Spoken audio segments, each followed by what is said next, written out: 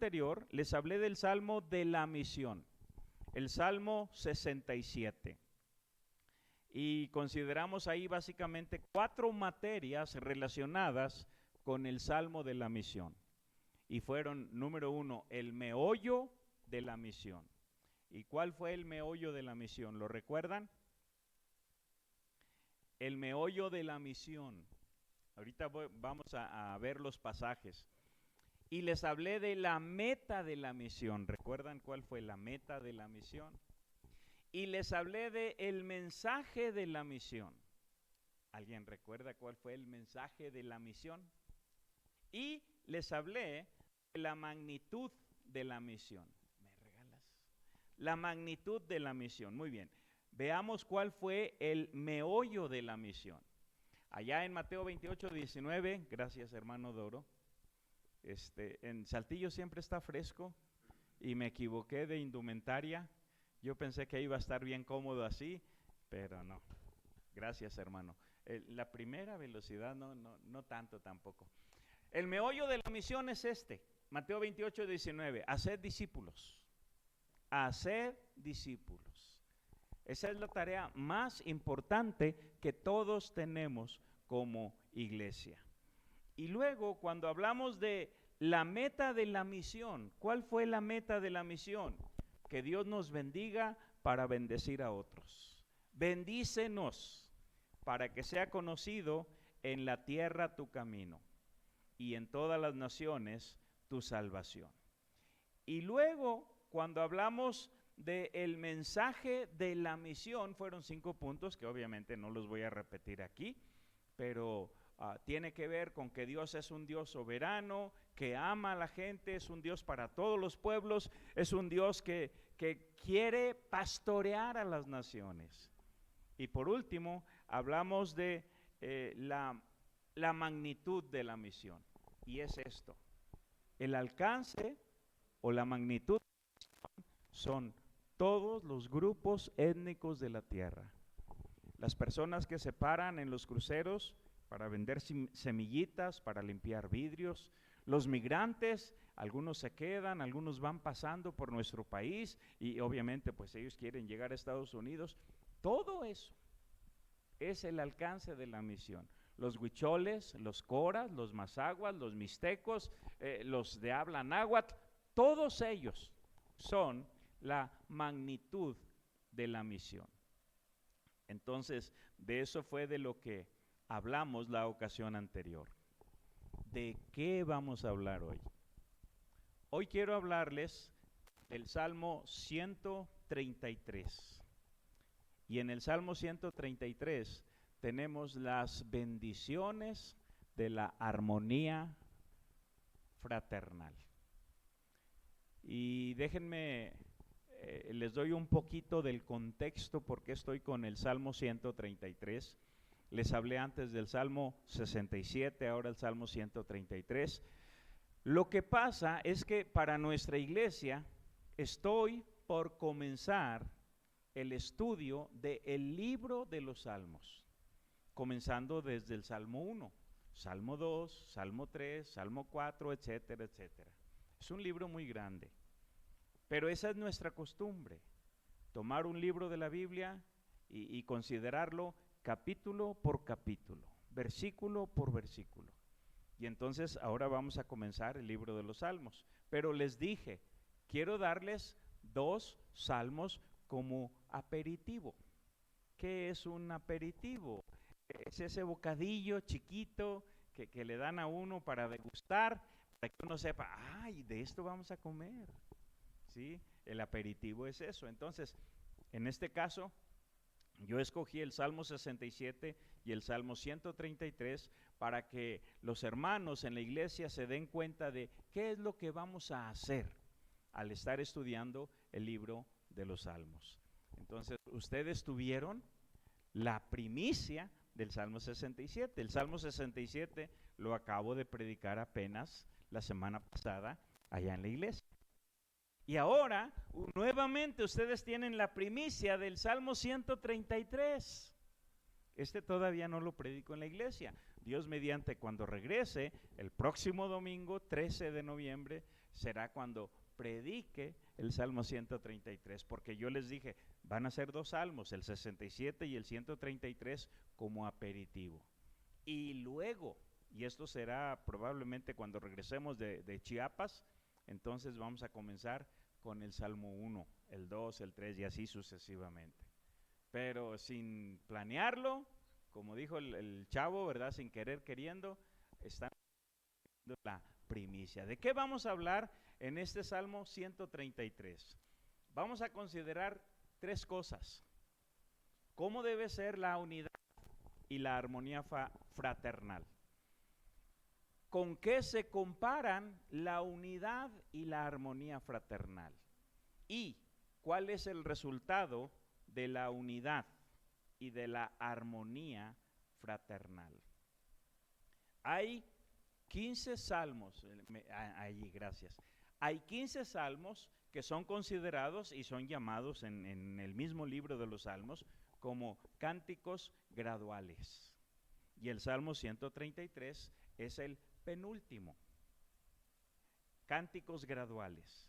Y estos salmos eran cantados para recordar cómo Dios había sido bueno con su pueblo judío por haberlos sacado de la cautividad en Babilonia y haberlos regresado nuevamente a su tierra en Israel. El Salmo 133 nos habla de la armonía y la unidad. Aspectos o perfiles que deben caracterizar a los discípulos del Señor Jesucristo. Independientemente de los problemas económicos que pudieran tener como iglesia, independientemente de los problemas de salud física y cualquier otra situación, una de las cosas que deberá caracterizar a cualquier iglesia es la armonía. Tenemos problemas, pero nos amamos. Tenemos situaciones adversas, pero estamos unidos. Entonces, ya les dije cuáles son las 3 cosas que vamos a aprender, pero ahora vamos a ver qué dice el Salmo. Y este es un Salmo muy cortito, 3 versículos en toda la Biblia. Mirad cuán bueno y cuán delicioso es habitar los hermanos en armonía. Hermanos, una cosa es estar juntos y otra cosa es estar unidos. Aquí, encerrados en este cuarto, estamos juntos. Pero él puede tener una idea, él puede tener otra idea, los otros pueden tener ideas y a veces son ideas antagónicas. O sea, estamos juntos, pero ¿estamos unidos? El estar juntos no implica que estamos unidos. La idea de Dios es que haya unidad. Versículo 2. Es como el buen óleo sobre la cabeza, el cual desciende sobre la barba de Aarón, y baja hasta el borde de sus vestiduras, como el rocío de Hermón, que desciende sobre los montes de Sión, porque allí envía Jehová bendición y vida eterna. Entonces, comencemos preguntándonos, ¿cómo deben ser la armonía y la unidad? La unidad es algo que no se puede dividir sin que su esencia se destruya. Por ejemplo, un triángulo. Un triángulo, pues, es un cuerpo geométrico que está formado por 3 ángulos. Pero ¿qué pasaría si le quitamos el ángulo superior o cualquiera de los inferiores? Pues se destruye. Se destruye la unidad. Deja de ser un triángulo. Otro buen ejemplo de unidad es la Biblia. La Biblia es un solo volumen, está formado por 2 testamentos que conforman una unidad. Pero ¿qué pasaría si le quitamos un testamento? Hermanos, a partir de ahora vamos a quitarle el Antiguo Testamento y solo vamos a quedarnos con el Nuevo.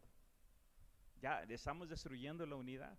O al revés, queremos quedarnos con el Antiguo solamente y hacemos a un lado el Nuevo. No, no se puede, hermanos. Se destruye. Estamos hablando de unidad. ¿Qué pasa cuando en un matrimonio no hay unidad? Se divorcian, se separan por falta de unidad.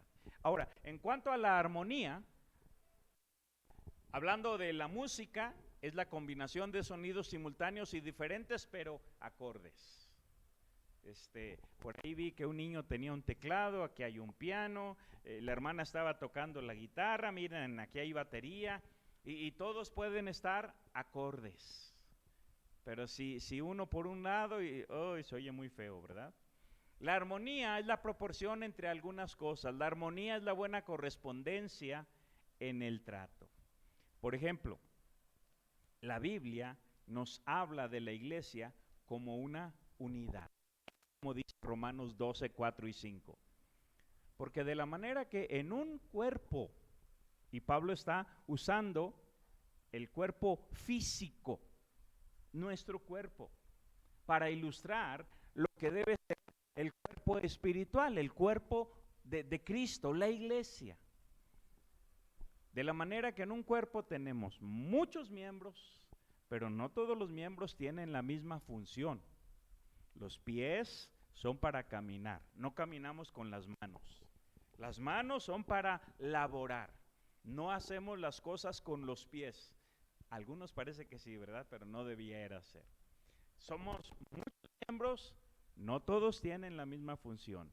Así nosotros, la iglesia, así nosotros, siendo muchos, somos un cuerpo en Cristo. Y todos miembros los unos de los otros. De manera que debe haber armonía. Debe haber armonía. Dice allí en 1 Corintios, capítulo 1, versículos 10 y 11. Y la preguntita la tienen en la Biblia de papel. En las Biblias que vienen en los celulares a veces ya le quitaron los títulos. Los títulos no son inspirados, Los títulos son ayudas que los copistas y traductores pusieron con el tiempo y nos ayudan para ubicar inmediatamente un contexto determinado. Entonces aquí la pregunta es, ¿está dividido Cristo? El cuerpo es de Cristo. El problema con los corintios es que ellos sí estaban divididos. Y por eso Pablo tuvo que escribir esto, versículo 10. Os ruego pues, hermanos, por el nombre de nuestro Señor Jesucristo, que habléis todos una misma cosa. Ahora, no podemos hablar una misma cosa. Y la única misma cosa que todos podemos hablar es la palabra. Es la palabra. Entonces todos tenemos que entender la palabra, usar la palabra, aplicar la palabra, vivir la palabra, y esa será la única manera en la que podamos hablar todos una misma cosa. Que habléis todos una misma cosa y que no haya entre vosotros divisiones, sino que estéis perfectamente unidos en una misma mente y en un mismo parecer. Ahora, no se trata de que ustedes estén en la misma mente del pastor o viceversa, no. Hay una mente que es la mente de Cristo. Hay un parecer que es el parecer de Cristo. Es en esa unidad que debemos estar, en la mente de Cristo. Cuando dice perfectamente unidos en una misma mente, ¿qué haría Cristo? ¿Cómo lo pensaría Cristo? ¿Cómo reaccionaría Cristo? Y en un mismo parecer, ¿qué opina el Señor? Esa debe ser la pregunta. Porque he sido informado acerca de vosotros, hermanos, por los de Cloé, que hay entre vosotros contiendas. Y no es que los de Cloé fueran chismosos, simplemente están haciendo equipo con Pablo. Es como José y sus hermanos allá en la tierra de Palestina. Dice la Biblia que José le informaba a su padre la mala fama de sus hermanos. Pero no es porque fuera chismoso, simplemente era un joven justo y quería que su papá los llevara por el buen camino, etcétera. Y es algo semejante aquí con los de la familia de Cloé. Pero también en Tito capítulo 3, la Escritura señala instrucciones contra los que causan divisiones. Y miren lo que dice. Tito 3, versículos 10 y 11. Al hombre que cause divisiones, deséchalo. No, no dice así. Dice, al hombre que cause divisiones, coma, después de una y otra amonestación, deséchalo. O sea, a veces no somos tan bíblicos. Ahí viene una persona causando divisiones. Oye, estás desechado porque estás causando divisiones. No, espérame. La Biblia dice que hay que amonestarle. Una vez, otra vez, otra vez. Y cuando pues ya toma una actitud francamente rebelde, entonces deséchalo, pero primero enséñalo, enséñale. Ahora, ¿qué más dice? Sabiendo que el tal se ha pervertido y peca. Causar divisiones es pecado. Causar divisiones es pecado. Ahora, puedo decir esto, fíjense bien, puedo decir esto en este momento que no soy el pastor de la iglesia. Pero vamos a suponer que fuera el pastor de la iglesia, entonces hay un hermano que se junta con otro y dice, oye, el pastor, no me gusta esto del... Momento. ¿Tienes un problema con el pastor? Ve y habla con el pastor. Ve y dile, pastor, quiero hablar con usted. Esto que usted dijo o esto que usted está haciendo no me gusta. O no estoy de acuerdo, lo que sea. Porque de otra manera, esta persona habla con la otra y se hace la división. Y entonces estamos juntos en el cuarto, pero no estamos unidos. Se rompe la unidad. Si alguien causa divisiones después de una y otra amonestación, entonces deséchalo, sabiendo que el tal se ha pervertido y peca. Y está condenado por su propio juicio. Ahora, ¿cuáles son los factores de la discordia en el cuerpo de Cristo? Factores de discordia. A veces se dice, no, pues es que no se pusieron de acuerdo en el color de las cortinas. Hermanos, ese no es un factor de discordia. Alguien debe tomar una decisión, ¿sí? Le damos el trabajo a una persona o grupo de personas en cuanto a las cortinas, que peleen ellos. Y si no se ponen de acuerdo, entonces alguien debe tomar la decisión. Hermanos o hermanas, dejen de pelear, las cortinas van a ser de color café, punto. Ni modo, no se pusieron de acuerdo, alguien los va a poner de acuerdo. Es lo mismo que pasa con los partidos políticos. No nos ponemos de acuerdo y nos ponen al presidente que quieren y al diputado que quieren, porque nosotros no nos pusimos de acuerdo. Y es lo mismo. Ahora, ¿qué dice la Biblia? ¿Qué es lo que sí señala la Biblia como factores de discordia? Primero, segunda a los Corintios capítulo 12 nos menciona las prácticas pecaminosas. Ese es un factor de discordia. Miren cómo lo dijo aquí la Escritura en 2 a los Corintios, capítulo 12, versículos 20 y 21. Cuando llegue, no os halle tales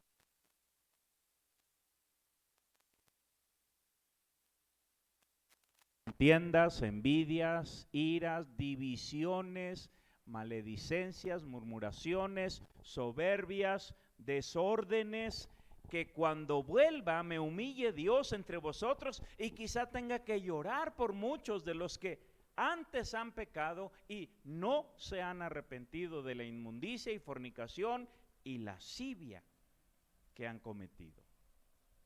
Entonces, el pecado, las prácticas constantes, las prácticas pecaminosas son un factor de discordia. Porque siempre hay gente, gracias a Dios, siempre hay gente en la iglesia que quiere vivir santamente, que quiere agradar a Dios, que quiere glorificar a Dios de manera de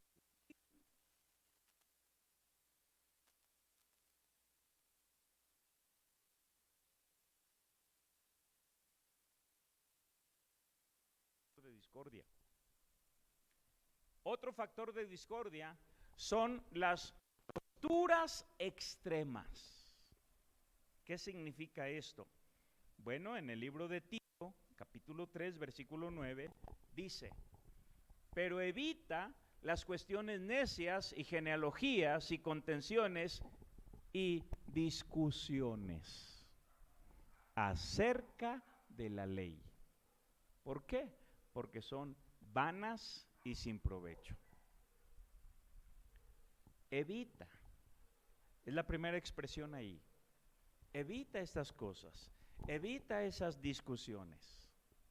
No llegamos a nada. Y en este caso, en el tiempo de Pablo, hablaban de genealogías. ¿De verdad crees que la gente que descendió de Adán, todos eran hijos de Adán? Porque nada más eran Adán y Eva, y luego están Caín y Abel, pero Caín mató a Abel, y luego los otros hijos que nacieron, ¿de quién eran hijos?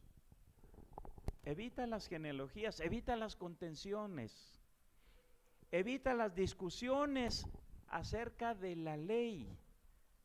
¿Qué tan profundo, qué tan serio fue el pecado de Moisés de haber golpeado la roca? Si el Señor le dijo que le hablara, ¿y por qué la golpeó? ¿Por qué no obedeció? Evita las cuestiones. Son vanas y sin provecho. Y específicamente aquellas cuestiones extremas que nos dividen. Hoy en día no veo ese problema en esta iglesia, gracias a Dios, pero hay iglesias que hacen un asunto muy grande del vestido, que si las señoras deben llegar a la iglesia solo con vestido o con pantalón, que si deben de traer el pelo corto o el pelo largo. Antes, que si solo se debía de tocar piano, la guitarra era pecado. Y poco a poco se introdujo la guitarra. Bueno, está bien, les vamos a permitir la guitarra, pero la batería es del diablo. O sea, todas esas cuestiones. Y se hacían pleitos tremendos en las iglesias. Se habla de una señora por allá en el sur, en Chiapas, que llegó a una sesión de negocios y con una pistola, y la puso ahí sobre la mesa. Digo, por si se ofrece. Imagínense hasta dónde hemos llegado. Ahora, ¿cómo mantener la armonía y la unidad en el cuerpo de Cristo? Primero, antes de leer este pasaje de Romanos, quiero mencionarles brevemente lo que no mantendrá la unidad. El énfasis en la denominación, en el nombre. Es que en esta iglesia somos bautistas, y somos bautistas, pero eso no es lo que va a mantener la unidad. No es el templo, no es el nombre. La gente, porque en muchas iglesias hay gente que llegan por cuestiones de trabajo, están allí 1 o 2 años y se van. La razón por qué vamos a ir a Chiapas, por ejemplo, a Tapachula, ahora al final de este mes, es porque allí en la iglesia tenemos una hermana en Cristo que estaba embarazada, y ella es de Chiapas. Y entonces ella le pidió a su papá y a su mamá que vinieran para estar con ella durante su alumbramiento y la cuarentena. La hermana es policía, entonces 40 días que iban a estar ahí con ella. Pero esos 40 días se convirtieron casi en 2 años. Los hermanos llegaron y empezaron a ir a la iglesia y empezaron a oír acerca del discipulado y empezamos a discipularles. Pero luego otra hija de ellos en Chiapas también estaba embarazada y dijo, pues ya estuvieron con mi hermana, ahora regrésense conmigo. Y los hermanos tuvieron que irse antes de terminar el discipulado. Los están discipulando ahora por el Zoom, ¿sí? Por vía del Zoom. Pero al llegar allá hablaron con el pastor de la iglesia, le enseñaron lo que estaban aprendiendo y entonces el pastor nos llamó y dijo, hermano, ¿pueden enseñarle eso a nuestra iglesia? Le dije, sí, a eso nos dedicamos. Nosotros vamos a las iglesias que nos invitan para enseñarles lo que es el discipulado. Y esa es la razón por qué ahora estamos para ir allá. Pero les doy este ejemplo porque los hermanos Manuel y Janet estuvieron con nosotros, estuvimos muy a gusto con ellos, buenos cristianos. Ellos apoyan mucho su iglesia allá en Chiapas, pero como estaban acá, hicieron lo mismo. Apoyaron la iglesia y toda la iglesia bien contentos con ellos, pero se tuvieron que ir, porque ellos viven allá y son miembros de aquella iglesia. Entonces, ¿qué es lo que va a mantener la unidad? ¿La gente? No, no es la gente. Hermanos, lo que va a mantener la unidad es la palabra de Dios. Miren cómo dice aquí Romanos capítulo 16, versos 17 y 18. Dice, mas os ruego, hermanos, que os fijéis en los que causan divisiones y tropiezos en contra de la doctrina. No dice, fíjense en aquellos que no les gusta el color de las cortinas, el color de la pared del templo. No. En los que causan divisiones y tropiezos en contra de la doctrina. La doctrina que vosotros habéis aprendido y que os apartéis de ellos. Porque tales personas no sirven a nuestro Señor Jesucristo, sino a sus propios vientres, y con suaves palabras y lisonjas engañan los corazones de los ingenuos. Los discípulos de Cristo, los creyentes, los hermanos en la fe, somos personas de un libro, y ese libro es la Biblia, la palabra de Dios. La fe práctica de las Escrituras es lo que va a mantener la unidad en el cuerpo. La fe en las Escrituras. No es por la denominación, no es por el templo, la clave siempre será la palabra de Dios. ¿Me das la siguiente? Cuando Pablo le escribe a Timoteo, le dice estas palabras, instruyéndole, porque esto es lo que va a mantener la armonía y la unidad. Ocúpate en estas cosas, permanece en ellas para que tu aprovechamiento sea manifiesto a todos. Ten cuidado de ti mismo y de la doctrina. La doctrina. Hay tres cosas básicas en la Escritura: doctrina, costumbres, tradiciones. Doctrina, costumbres, tradiciones. Morimos por la doctrina, no por las costumbres, no por las tradiciones. La Biblia nos habla de costumbres y tradiciones que no practicamos y que no nos manda practicar. Pero la doctrina sí. Entonces, ten cuidado de la doctrina, persiste en ello, pues haciendo esto te salvarás a ti mismo y a los que te oyeren. Y luego, más adelante, bueno, en este caso atrás, ¿verdad? Capítulo 1, versículos 3 y 4. Como te rogué que te quedases en Éfeso cuando fui a Macedonia, para que mandases a algunos que no enseñen diferente doctrina, ni presten atención a fábulas y genealogías interminables que acarrean disputa, más bien que edificación de Dios que es por fe. Así te encargo ahora. Ahora, hermanos, cuando estamos hablando de la palabra de Dios, una de las reglas básicas y más importantes es la regla del contexto. Antes de predicar, antes de enseñar cualquier cosa de la Biblia, necesito entender su contexto.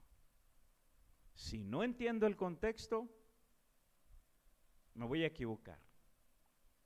Voy a predicar mal. Voy a enseñar mal si no entiendo el contexto. El contexto es una de las reglas básicas, principales de la Escritura. Entonces, cuidemos de considerar todo en su debido contexto. Les dije, por ejemplo, que la Biblia no solamente nos da doctrina, sino también nos habla de tradiciones y de costumbres. Y a veces la gente, y especialmente los que enseñan la Biblia, maestros, pastores, etcétera, toman un pasaje y lo enseñan como si fuera una doctrina, cuando en realidad es una costumbre o una tradición. Por ejemplo, Juan 19:40.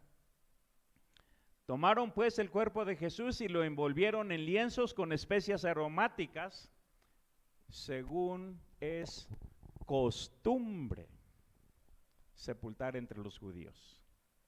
Ahora, imagínense, hermanos, Juan 19:40 nos enseña cómo fue sepultado nuestro Señor Jesús.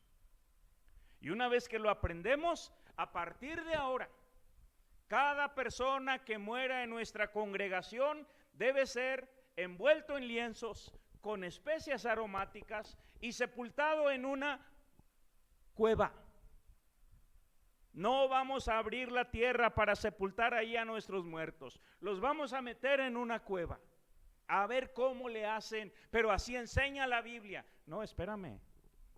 Estás sacando las cosas fuera de contexto. Esa era una costumbre de los judíos. Así fue sepultado el Señor Jesús. Pero no es un mandato para nosotros. Y hermanos, hay muchos ejemplos como estos, donde la gente toma un pasaje de la Escritura y lo enseña como si fuera una doctrina. El Señor Jesús tenía sus encuentros con los fariseos de aquel tiempo. Marcos capítulo 7, versículos 6 al 13. Respondiendo él, les dijo, lo que pasa es que estaba Jesús en una fiesta y entonces los discípulos habían empezado a comer y todo eso con las manos sin lavar, ¿sí? No sé si los discípulos del Señor eran albañiles, aparte de ser pescadores, ¿verdad? No tengo nada en contra de los albañiles, pero esta es la situación. Ahora, no todas las costumbres que señala la Biblia son meramente malas. Hay costumbres que practicamos. Cada vez que un matrimonio nace un niño, entonces hablan con el pastor y dicen, pastor, ¿podemos presentar a nuestro niño en la iglesia? Sí, ¿cómo no? Esa es una costumbre que hacían los judíos. Dice allá en el libro de Lucas que llevaron al niño Jesús para presentarlo en el templo. Y esa es una buena costumbre que hemos practicado. Y entonces decimos, muy bien, el hermano fulano, la hermana sutana vienen y traen a su niño y oramos por el bebé, etcétera. Ahora, la costumbre también era llevar una buena ofrenda. Y no, pastor, de eso ya no estamos hablando, ¿verdad? Ahora, ¿qué sucedió aquí? Como los vieron comer con las manos sin lavar, empezaron a criticar y miren lo que dijo Jesús.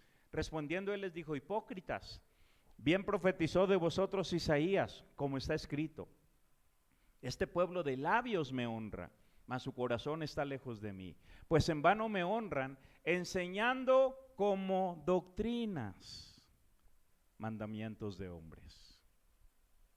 Como doctrinas.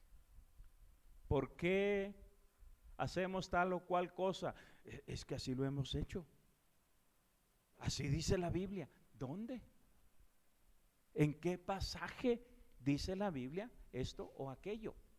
Enseñando como doctrinas mandamientos de hombres, porque dejando el mandamiento de Dios, haciéndolo a un lado, os aferráis a la tradición de los hombres, los lavamientos de los jarros y de los vasos de beber, y hacéis otras muchas cosas semejantes. Les decía también, bien invalidáis el mandamiento de Dios para guardar vuestra tradición. Imagínense, invalidar, hacer a un lado el mandamiento de Dios. ¿Por qué? Porque tenemos una tradición y esa tradición se debe cumplir. Porque Moisés dijo, y aquí nos da un ejemplo de lo que habían invalidado. Moisés dijo, honra a tu padre y a tu madre, y el que maldiga al padre o a la madre muera irremisiblemente. Ese era el mandamiento de Dios. Pero vosotros decís, basta que diga un hombre al padre o a la madre, es corbán, que quiere decir mi ofrenda a Dios. La siguiente, es corbán, todo aquello con que pudiera ayudarte. Y no le dejáis hacer más por su padre o por su madre, invalidando la palabra de Dios, lo que ya Moisés había mandado como palabra de Dios, con vuestra tradición que habéis transmitido. Y muchas otras cosas hacéis semejantes a estas. Sí, hermana, adelante.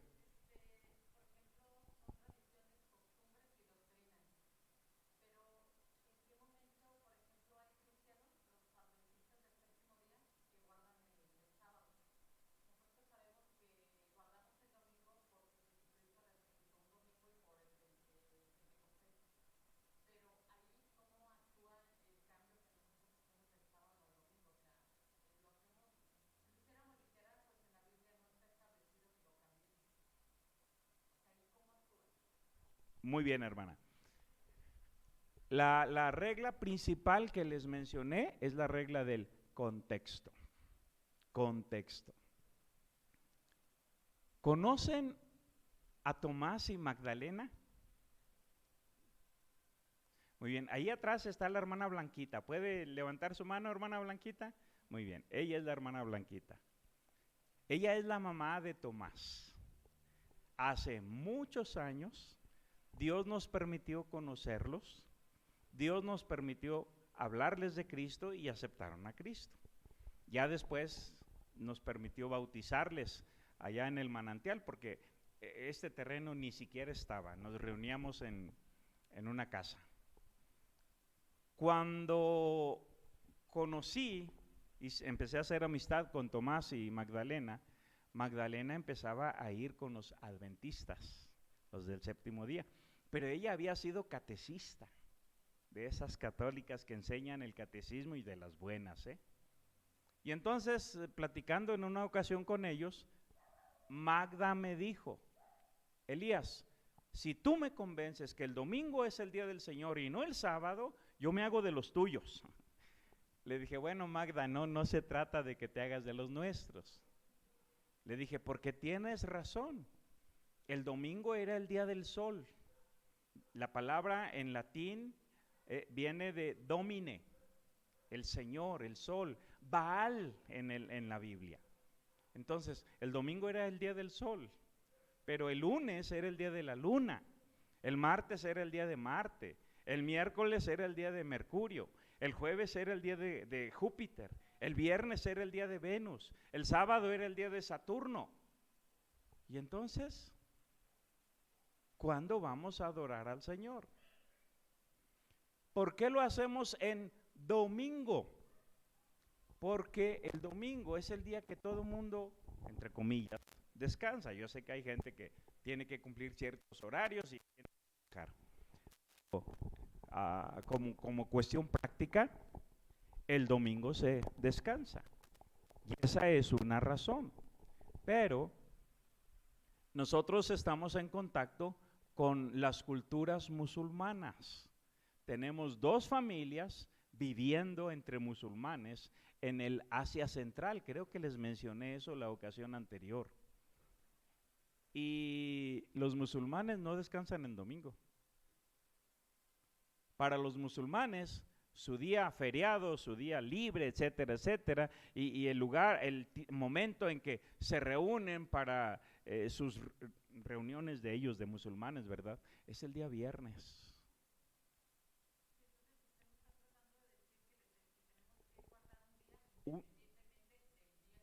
Un día. De hecho, deberíamos de guardar todos los días en nuestro corazón, en nuestra relación con Dios, pero por cuestiones prácticas, ¿tú trabajas el domingo? No. ¿Tú trabajas el domingo? No. Hermana, ¿trabaja el domingo? No. A veces les tocará hacer guardia en su trabajo y pues tienen que ir a trabajar, pero por cuestiones prácticas. Entonces vamos a seguir, y si más adelante tiene más preguntas, con confianza, y para no usar este tiempo ahorita. Muy bien, entonces el problema aquí es que había costumbres y había tradiciones, y habían elevado las costumbres y tradiciones al mismo nivel de la palabra de Dios, pero habían invalidado los mandamientos específicos de Dios. Ahora, tenemos opiniones personales. Aquí en 1 Corintios capítulo 7 se nos señala el principio de establecer con claridad cuando se trata de una opinión personal. Y por la gracia de Dios, siempre que me acuerdo y siempre que me toca, yo les digo, hermanos, esto que ahora voy a decir no es una doctrina. Por ver diferentes pasajes de la Escritura, he llegado a la siguiente conclusión, pero es una opinión personal. Es una conclusión personal. Por favor, cuando es la Biblia y punto. Allí no hay vuelta de hoja. Por ejemplo, aquí Pablo dice, mas esto digo por vía de concesión, no por mandamiento. O sea, señores, esto que ahora les voy a enseñar, le dice Pablo a los corintios, esto que ahora les voy a enseñar no es una doctrina, no es un mandamiento de Dios. Aquí lo digo con permiso, por vía de concesión. ¿Y qué es lo que va a enseñar? Quisiera más bien que todos los hombres fuesen como yo. Pablo era soltero, pero cada uno tiene su propio don de Dios. Uno a la verdad de un modo y otro de otro. O sea, me gustaría que todos fueran solteros, como yo. Dichoso Adán. Bueno, todavía no lo decía Pablo, ¿verdad? Pero dice, señores, esta es mi opinión. Y más adelante, en el verso 25, mismo capítulo, dice, en cuanto a las muchachas vírgenes, no tengo mandamiento. O sea, no hay una doctrina que yo haya descubierto en la Biblia para decirles, así se debe hacer. No tengo mandamiento del Señor, mas doy mi parecer. Es mi opinión. Si lo hacen, bien. Si no lo hacen, está bien, no pecan. Doy mi parecer como quien ha alcanzado misericordia del Señor para ser fiel. Y el parecer de Pablo era, pues mejor que no se casen. Pero si ya está en edad y quieres casarla, está bien. Pero entonces, hoy en día les garantizo que hay iglesias que dicen, las muchachas no se deben casar.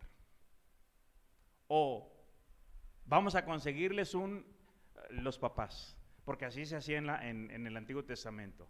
No te vas a casar hasta que yo te consiga el marido. Espérame, estamos en otro tiempo. Y además no era un mandamiento. Entonces, el punto, hermanos, es que hay doctrinas, tradiciones, costumbres. Casi por lo general, las cosas que nos dividen no son la doctrina, son las opiniones, las ideas personales. Ahora, ¿qué dice el Salmo 133? De la armonía y la unidad. Mirad cuán bueno y cuán delicioso es habitar los hermanos juntos en armonía. Dice que la armonía es buena y es deliciosa. Sí, regrésame uno. Muy bien. Quiero que noten allí el adverbio de cantidad. Cuán bueno y cuán delicioso. Este adverbio está allí para hablar de la grandeza del adjetivo. No solamente es una delicia, podríamos decir es una súper delicia. Es algo sumamente bueno, muy, muy bueno. Entonces, ahora sí, la armonía y la unidad deben ser como la alabanza. No sé si les gusta cantar o no les gusta cantar, pero así debe ser la alabanza. Alabad a Jehová, porque es bueno cantar salmos a nuestro Dios, porque suave y hermosa es la alabanza. La armonía y la unidad deben ser como el mismo Dios. Alabad el nombre de Jehová, alabadle siervos de Jehová, los que estáis en la casa de Jehová, en los atrios de la casa de nuestro Dios. Alabad a Jehová porque Él es bueno. Cantad salmos a su nombre porque es benigno. Ahora, ¿cómo se comparan? ¿Con qué se comparan la armonía y la unidad?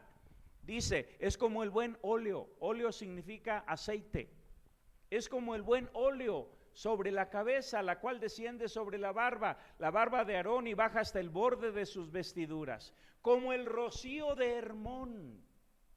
Así debe ser la armonía y la unidad. Como el buen óleo, como el rocío que desciende sobre los montes de Sión, porque allí envía Jehová bendición y vida eterna. Se está comparando entonces con el buen óleo. El buen óleo, hermanos, implica al Espíritu Santo. El aceite en la Biblia siempre tipifica, me da la siguiente, gracias, siempre tipifica al Espíritu Santo. Implica la llenura del Espíritu e implica la semejanza con Cristo. Es como el buen óleo sobre la cabeza, el cual desciende sobre la barba de Aarón, y baja hasta el borde de sus vestiduras. La armonía y la unidad implican la barba y las vestiduras. La barba y las vestiduras simbolizan el testimonio. Ahora, en el segundo libro de Samuel, capítulo 10, me das la siguiente, gracias. En el segundo libro de Samuel, ahí vemos un ejemplo de la importancia de la barba como testimonio, la importancia de las vestiduras como testimonio. Un rey que en su momento había ayudado a David murió, y entonces David envió algunos embajadores para expresar sus condolencias al nuevo rey, que era el hijo del rey que había muerto. Y miren lo que sucedió. Después de esto aconteció que murió el rey de los hijos de Amón y reinó en lugar suyo Hanún, su hijo.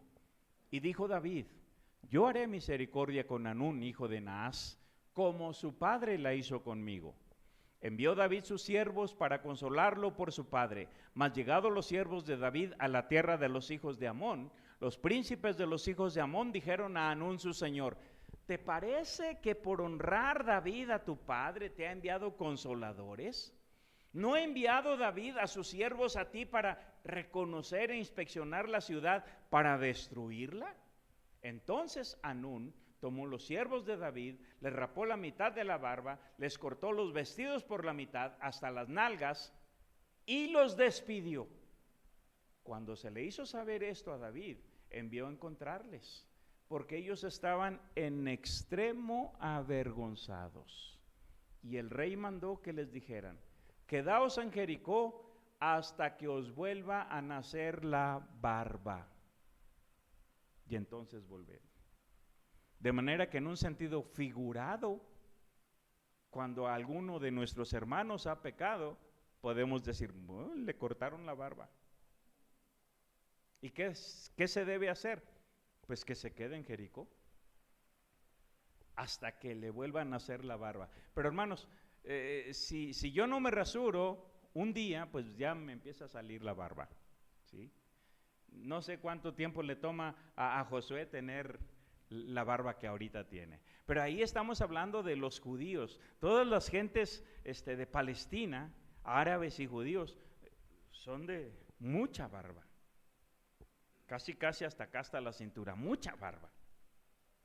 ¿Cuánto tiempo toma el que nazca toda esa barba?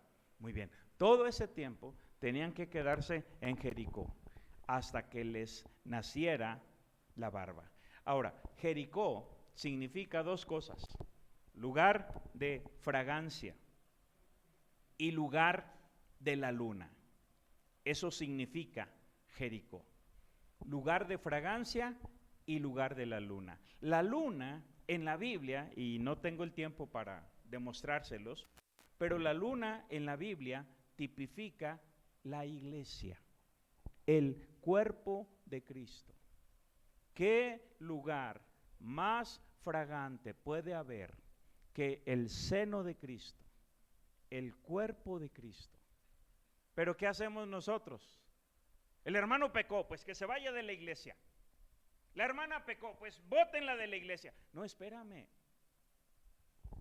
Que se quede en Jericó, que se refugie en la iglesia. Partes, refúgiate en el cuerpo de Cristo. Quédate en su iglesia hasta que te crezca la barba y el Señor te confeccione una nueva vestidura. Este Salmo 133 compara la unidad y la armonía con dos cosas: con el buen óleo, tipo del Espíritu Santo, pero también dice como el rocío de Hermón. Y hermanos, el monte Hermón, no sé si ahí tengo un mapa, no se alcanza a ver desde allá, me imagino, pero ahí donde está el círculo rojo, ahí está Cesarea de Filipos, y más arribita, gracias, ahí está el monte Hermón. Hermón fue donde confesó diciendo: Señor, tú eres el Cristo, el Hijo del Dios viviente. Fue allí donde el Señor se transfiguró delante de ellos. Fue allí donde inmediatamente después de esta confesión de Pedro, el Señor anunció su muerte. Entonces, la unidad y la armonía son como el rocío de Hermón que descienden sobre los montes de Sión, porque allí donde hay unidad y armonía, allí envía Jehová bendición y vida eterna.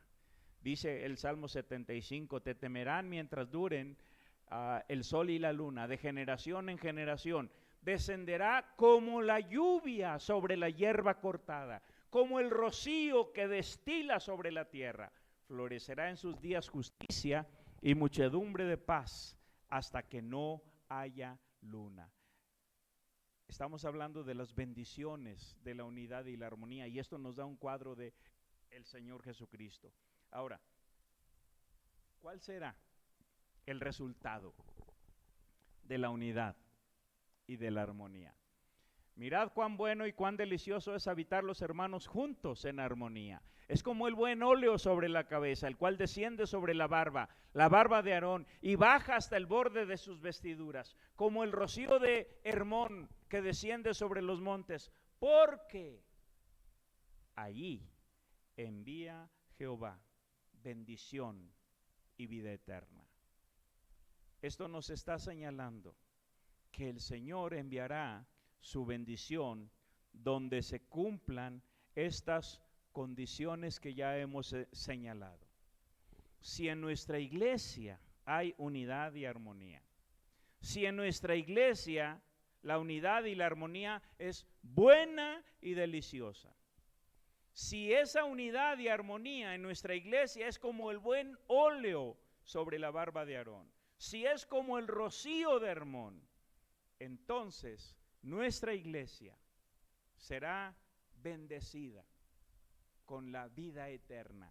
Y la vida eterna es el Señor Jesucristo. Que te conozcan a ti, el único Dios verdadero, y a Jesucristo, a quien has enviado. El Señor Jesús se transfiguró en el monte Hermón. Y dice en Mateo 17, 6 días después Jesús tomó a Pedro, a Jacobo y a Juan su hermano y los llevó aparte a un monte alto, el monte Hermón, y se transfiguró delante de ellos y resplandeció su rostro como el sol y sus vestidos se hicieron blancos como la luz. Ellos pudieron ver su gloria. Pudieron ver su gloria cuando el Señor se transfiguró delante de ellos. ¿Y qué dice Oseas? Oseas 14:5. Yo seré a Israel como rocío. Él florecerá como lirio y extenderá sus raíces como el Líbano. Seré a Israel como rocío. Seré a la iglesia agua viva como rocío.